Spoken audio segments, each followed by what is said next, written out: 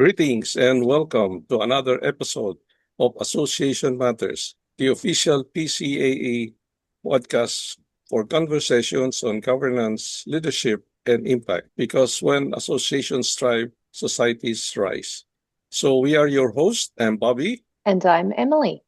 And for the topic of today's podcast, it's the value of offering learning to your members. Providing educational content is often the number one reason people join and stay with an association. For this podcast, we'll talk about a learning management system, an LMS, which is a software platform designed to deliver and an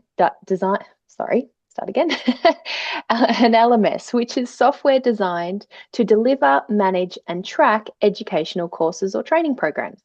Think of it as a digital classroom and administration hub combo. It's where you host your videos, your quizzes, your documents, while automatically recording who has completed which course. For associations, an LMS is the primary engine for professional development and certification programs. So to unravel this topic, we are pleasantly joined by AJ Salis, CEO of Intuto, a learning management system of choice for association and nonprofits that help digitalize and deliver education programs, thus improving member engagement and helping them to deliver more value.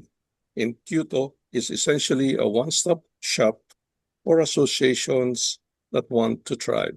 AJ began his journey into online learning in Japan in the late 1990s, where studying remotely gave him a first-hand appreciation for what technology can unlock when it removes barriers to education.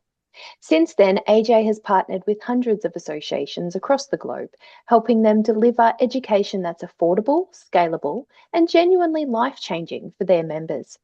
He's passionate about using technology to help associations connect their communities with knowledge that impacts their careers and their lives, and about making that accessible wherever the members may be. Hi, AJ, and excellent life-changing journey. Thank you for gracing this podcast. And so let's start with the big picture. From your perspective, what is the real value of associations offering learning opportunities to their members today? Well, thank you, Bobby, and thank you as well, Emily, for hosting this podcast and for inviting me and Intuto to be part of this today.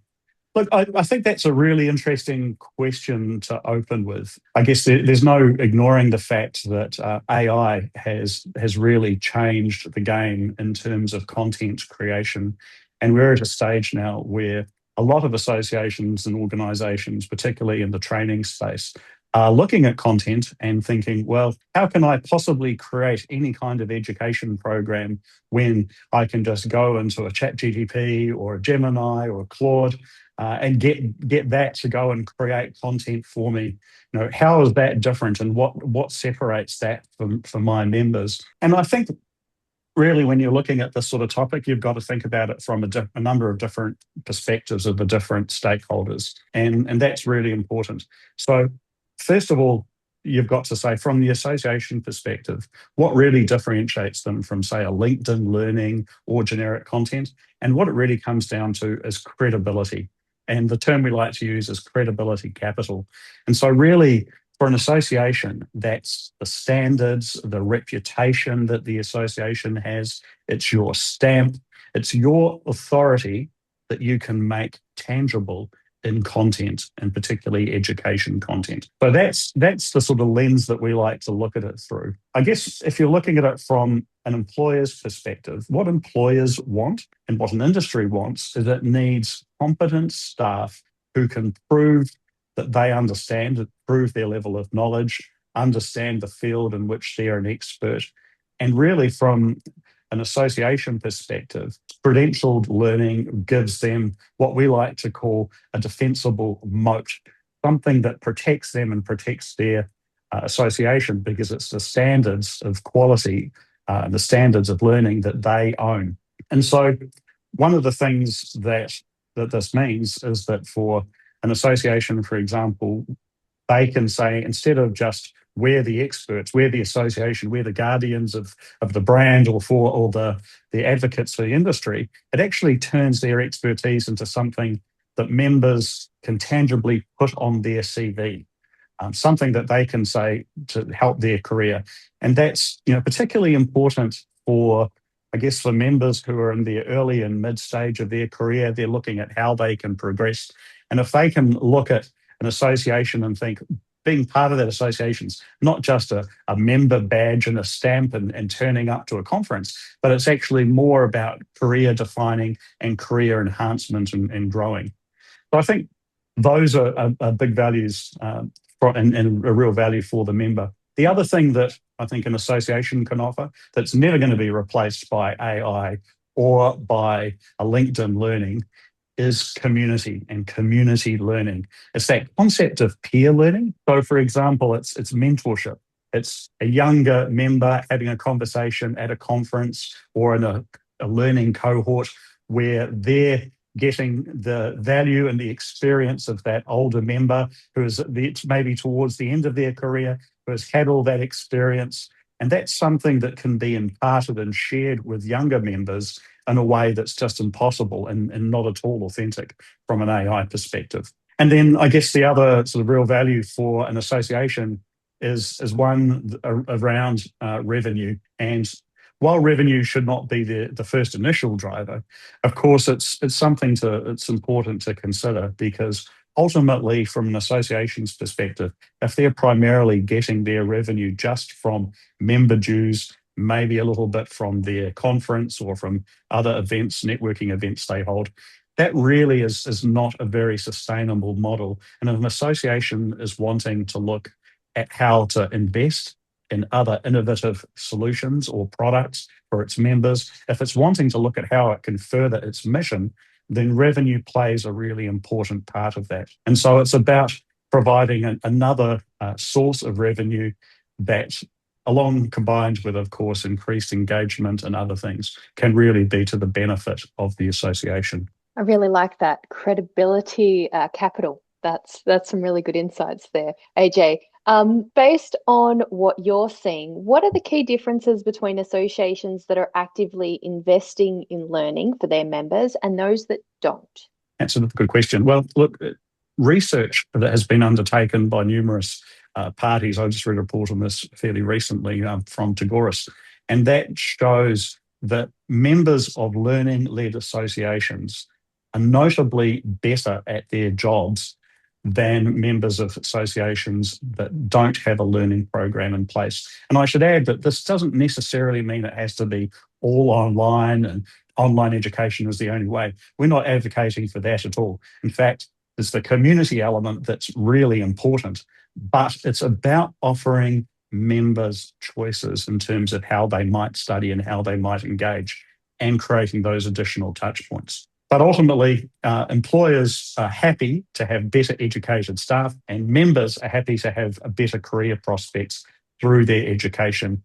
And of course, for an association that combines those elements, then really that helps also to drive member retention, because they'll get more members from the profession and they'll get happier members. So it kind of goes back to what I mentioned just before, really. It's that shift from the member perspective of, let's just belonging to a club or an association because that's what we do, to we want to be part of this because it improves their career prospects and because they're enjoying that collaboration and that community.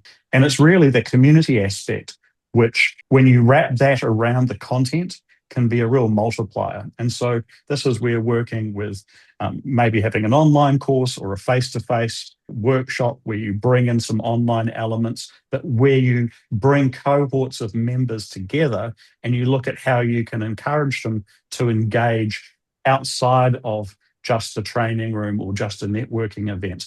And I've come across some great examples recently in North America where they'll get people on everything from WhatsApp groups to small community coffee groups within a town, getting people together to share their experiences. And I think that's really important. And of course, for senior members as well, it's a great way to keep them engaged because they feel like their knowledge is being valued and that they can share that with younger members as well. Instead of a younger member maybe saying, what do I get this week from my association? It's a newsletter, maybe an invitation to events. They're starting to see education as something that's a much bigger part of their overall package and offering from the association. So that's really like expanding your value proposition to members and others, right? AJ, That's exactly okay. right. So looking ahead for associations that are just getting started, what's one or two simple ways they can begin offering learning that actually delivers value to their members? Good question, Bobby. I think it's important to acknowledge that for many associations, a lot of them struggle with resource. Associations aren't big, rich entities. Resource is always difficult to come by. A lot of associations, like your own, indeed, run on volunteers.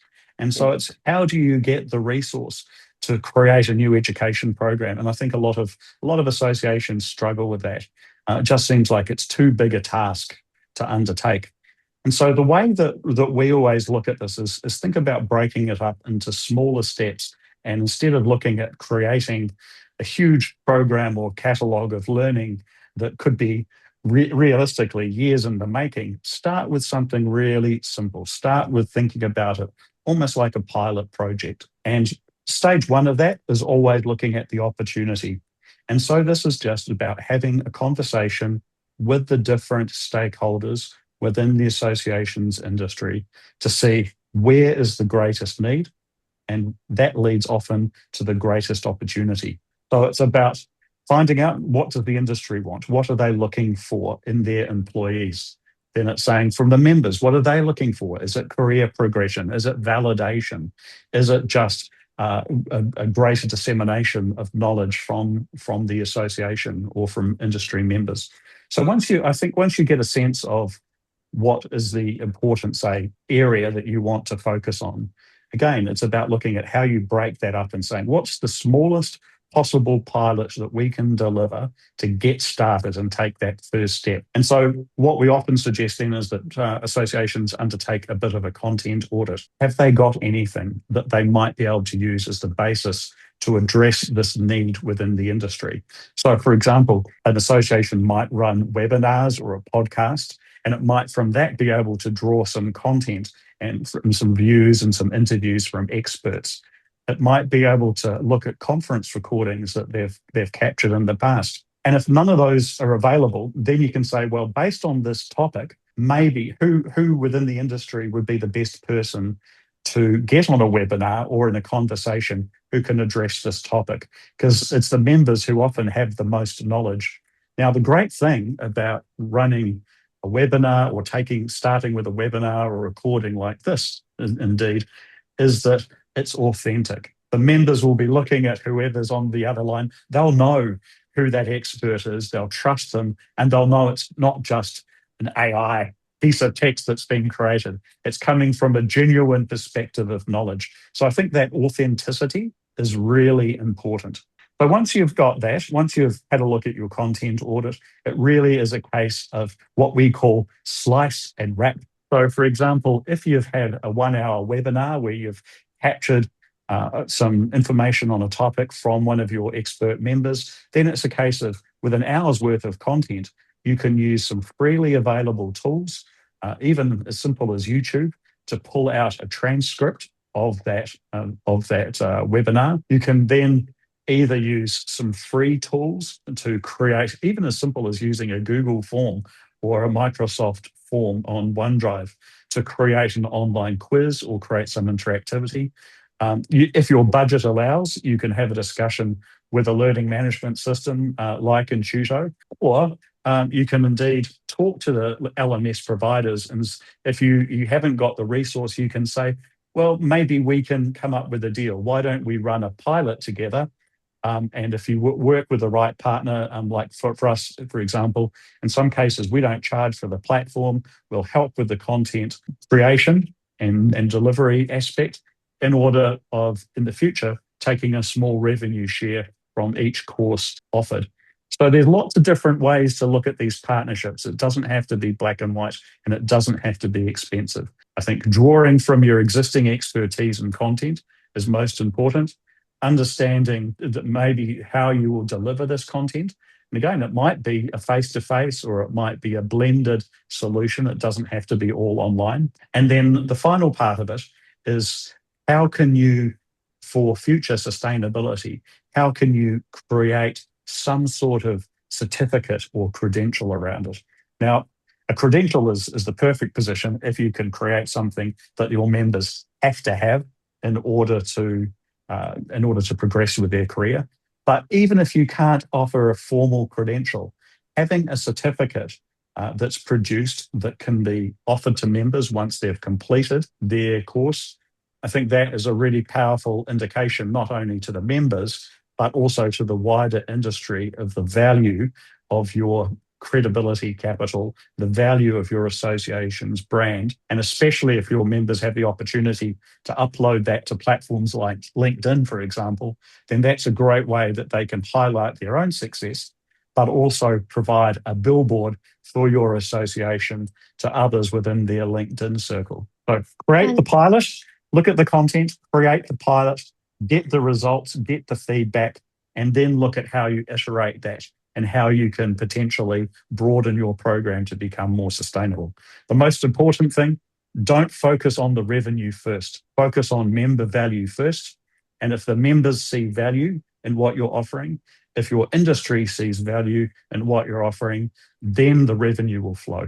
Thank you, AJ, for those insights. That has provided heaps of takeaways and hot tips for a path forward there, that's for sure, and how to get started. As always, we'll wrap up with 3 key takeaways for our viewers, and these ones might be some big ones because there was a lot in there. Number 1, association learning is about credibility, not just content. In a world where AI can generate courses instantly, generic content is no longer the value. What members actually pay for is your association's credibility, your standards, and your expertise, your stamp of approval as such. When learning is delivered by the association, it becomes proof of professional competency. Add peer discussions and mentorships, and you create something that AI cannot replicate, a trusted professional community. And that's what makes learning both mission-driven and a powerful non-dues revenue stream. Number 2 is learning-focused associations deliver outcomes, not just belonging. Associations that invest in learning create visible career impact for members, and their members therefore become better at their jobs, they stay longer, and they're engaged more. These organizations can move beyond the newsletters and events and more into on-demand career-enhancing value. They also wrap learning within communities, so within those cohorts and discussions, and add in expert guidance, making the experience a little bit more sticky. In contrast, associations that don't invest in learning struggle to meet those expectations, especially I think from those younger members, as you touched on, about what value am I getting out of this association this week? And number 3, ask where the greatest need is first and start small. So using what you already have and launch one program. Associations don't need to start from scratch. Most already have those untapped assets in recorded webinars, presentations, documentation that can be repurposed into short courses. Maybe begin with one flagship program, ideally something members must know or prove, such as a compliance or a CPD, and then launch quickly. Gather the feedback and improve. Even simple peer discussions alongside a course can add unique value. The key is to start imperfectly and keeping it genuine. And then it will grow, because learning is one of the easiest association programs to prototype and scale. Excellent summation again, partner Emily. So again, thank you, AJ, for gracing and sharing your experience and expertise to our podcast. So thank you also to our audience for joining us in Association Matters, where governance, leadership, and impact come together, because we believe that when associations thrive, societies rise. So this podcast is brought to you by the Philippine Council of Association and Association Executives, Members AMS, and Pricing for Associations. Subscribe to our podcast and visit the PCAAE website for updates and full episode notes. Until next time.